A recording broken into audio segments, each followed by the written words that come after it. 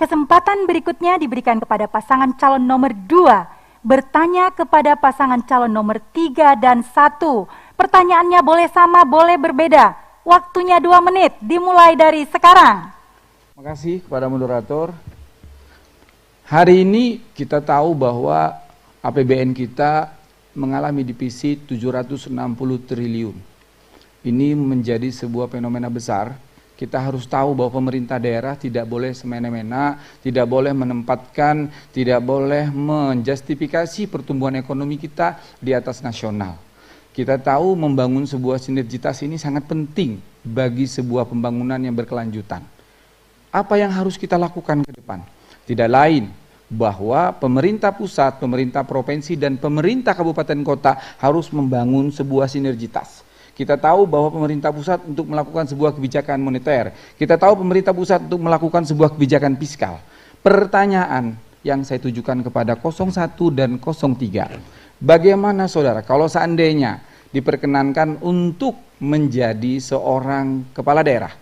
Bagaimana saudara melihat bentuk sinergitas antar pemerintah daerah dengan pemerintah pusat? Kalau seandainya pemerintah pusat untuk mengeluarkan satu kebijakan moneter dan kebijakan fiskal yang notabene akan berdampak kepada pertumbuhan ekonomi pemerintah di Kabupaten Banjar. Ini penting untuk membangun sebuah kebersamaan karena NKRI tidak hanya milik Kabupaten Banjar tapi juga milik pemerintah Republik Indonesia. Saya rasa seperti itu kami mohonkan konkret untuk bisa memberikan jawaban dan tanggapan.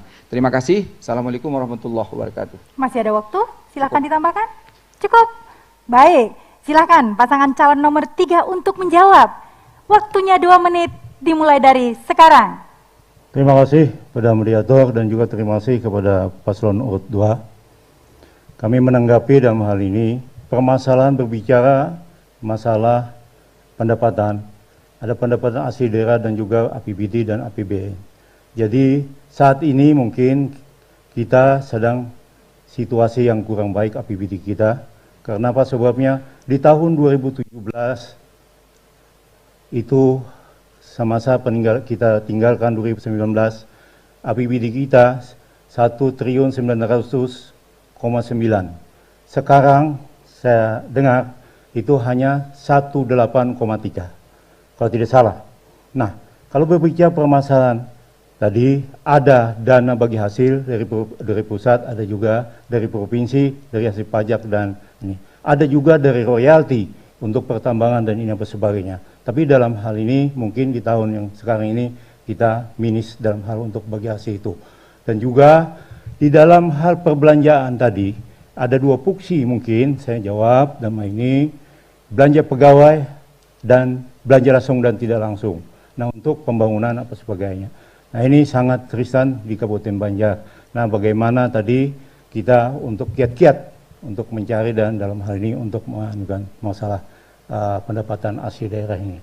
Jadi mungkin karena sudah ada aturan dan undang-undang itu kita jalankan ya sesuai dengan program yang ada. Jadi tidak boleh kita melanggar aturan karena sudah ada. Jadi bagaimana kiat-kiat kita sebagai kalau paslon nomor 3 dipilih menjadi bupati semua ini kita berusaha untuk meningkatkan pendapatan asli daerah dulu dan APBD. Mungkin terima kasih. Masih ada waktu, silakan ditambahkan. Cukup. Terima kasih. Silakan pasangan calon nomor 1 untuk menjawab. Waktunya 2 menit, dimulai dari sekarang. Kita ketahui bersama pertumbuhan ekonomi Kabupaten Banjar memang di bawah nasional 4,5%. Namun kami juga mempunyai langkah konkret untuk sedikit banyaknya meningkatkan perekonomian melalui berbasis keunggulan daerah. Kami memprogramkan 15.000 lapangan pekerjaan dan ini pasti udah kita hitung-hitung. Insya Allah dari data 15.000 pengangguran terbuka ini bisa kita atasi selama masa jabatan kita nanti apabila kami diberi amanah. Keunggulan daerah tersebut kita contohkan di bidang sektor pertanian. perikanan, dan juga lainnya. Perikanan, kami akan membuka pelatihan budidaya ikan. Pertanian juga akan kita ajak masyarakat untuk dilatih, khususnya para pemuda, untuk menghilangkan paradigma tidak ada lagi para pemuda itu malu untuk bertani. Kita akan melatih mereka sehingga nantinya muncul generasi petani-petani milenial yang insya Allah dari program tersebut pertumbuhan ekonomi dan kesejahteraan masyarakat itu bisa hadir dan bisa langsung dirasakan oleh masyarakat Kabupaten Banjar. Cukup, terima kasih. Terima kasih.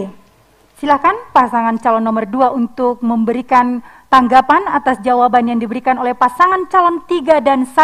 Waktunya 2 menit dimulai dari sekarang. Terima kasih. Sebenarnya pertanyaan saya tadi simpel. Saya mempertanyakan bahwa bagaimana membangun sinergitas pada saat pemerintah pusat mengeluarkan kebijakan fiskal dan kebijakan moneter yang notabene akan memiliki impact terhadap pertumbuhan ekonomi.